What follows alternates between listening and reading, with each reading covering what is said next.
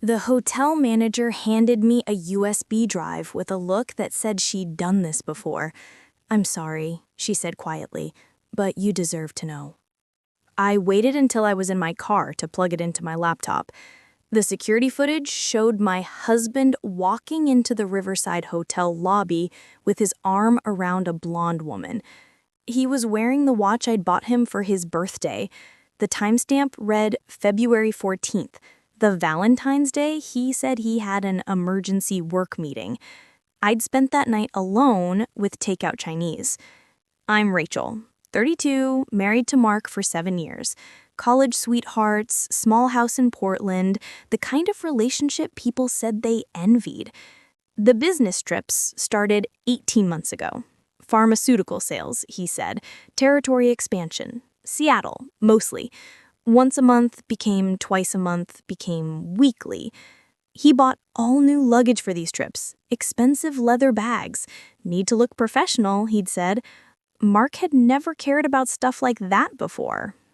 His phone became off limits. Face down during dinner, calls taken in the garage. Once I grabbed it to check the weather and he practically lunged for it. "Trust me, it's work stuff, confidential." Then the cologne changed. Mark had worn Old Spice since college. Suddenly, it was something expensive, designer. New clothes, gym memberships, a whole makeover. Commanding presence for clients, he'd explained. We'd been trying for a baby. Mark suggested we take a break from the pressure until work settled down.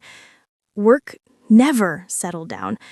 Everything unraveled over a laundry receipt. I was emptying Mark's pockets before washing his jeans from his latest Seattle trip. Riverside Hotel room service.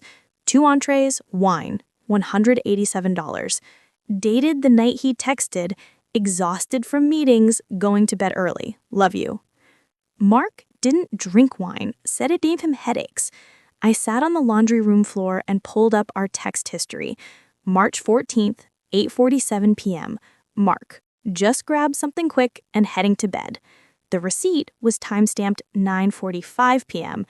I opened our credit card statements and my hands went cold. Riverside Hotel, Seattle, over and over. Same hotel, 17 different charges. But Mark's company had a corporate Hilton account. I'd seen the email, company policy. Why was he paying out of pocket? I didn't confront him. Not yet. That night at dinner, Mark talked about his day while I pushed food around my plate. Everything looked normal, but felt like a stage play.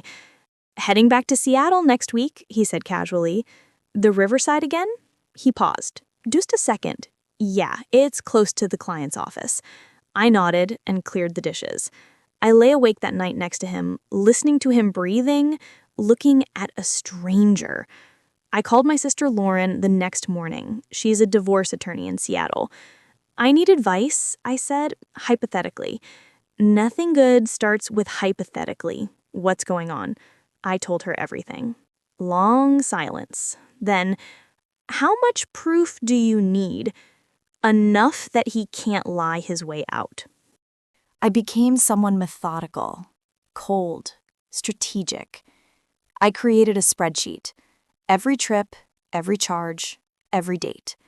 Screenshot every text where he claimed exhaustion on nights expensive dinners appeared on statements.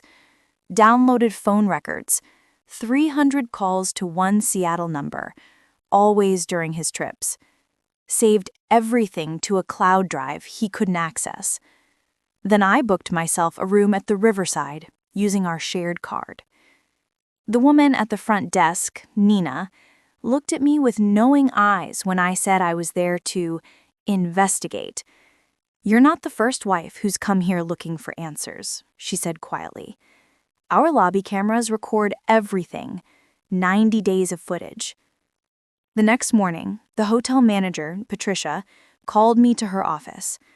"I pulled what you asked for," she said, sliding the USB across her desk. I watched 7 instances of Mark checking in with her, laughing at the elevator, his hand on her back, the Valentine's Day roses. I drove back to Portland with evidence and Lauren's number on speed dial. We filed divorce papers within a week. Oregon allows fault-based divorce for adultery. The hotel footage was ironclad. Then I called Mark's boss with an innocent question about travel reimbursement. "We don't reimburse Seattle trips," he said, confused. "Mark's Seattle client dropped us in January." My blood ran cold. He hasn't traveled there in months? Nope. Why? "My mistake," I said, and hung up. Mark had been lying about work entirely. I moved half our joint account into my name. Lauren said I was entitled. Gathered documents, changed passwords, stored everything in a safety deposit box. When Mark announced his next Seattle trip, I smiled. The Riverside? Probably. Big potential client. Sounds good. I'll miss you. As soon as he left Thursday morning, I called Lauren. Let's do this. Mark came home Sunday evening talking about airport traffic. I was at the kitchen table, laptop open. "What's for dinner?" he asked. "Sit down, Mark." Something in my voice stopped him cold. I turned the laptop around. Hotel footage paused on him and her, standing too close. His face went white. "I can explain. I have 7 dates of footage, 300 phone calls to her number, thousands in hotel charges, and a recording of your boss saying the Seattle client dropped you in January. Rachel, please." "Who is she?" "Her name is Emily. We met at a conference. It just happened. You gave her roses on Valentine's Day while I was home alone." He put his head in his hands. "I'm sorry. God, I'm so sorry. I'll end it, I swear." I slid divorce papers across the table. "You already lost me. Can we talk about this? You used our money to wine and dine her while telling me we needed to budget. There's nothing to talk about. Do you love her?" I asked. His hesitation was my answer. "Pack a bag and get out. I'm filing for exclusive occupancy of the house." "Where am I supposed to go?" "Maybe the Riverside has long-term rates?" After he left, my phone buzzed. Unknown number. "Is this Rachel Peterson? My name is Emily. I think we need to talk." My heart stopped. "Emily, I didn't know he was married until 3 weeks ago. I found a wedding photo in his wallet. I'm so sorry." We met the next day. Emily was 26, a pharmaceutical rep. She looked terrified. "He told me he was divorced," she said, shaking, "that it had been finalized. We met up in Seattle because it was neutral territory." "When did you find out?" 3 weeks ago. I saw your wedding photo in his wallet. He admitted you were still married, but said you were separated. Then I saw his Instagram. He'd posted your dog 2 days earlier saying, 'Lazy Sunday at home.'" She pulled out a recording device. "I recorded our last conversation when I confronted him. He admitted everything. I thought you might need it for court."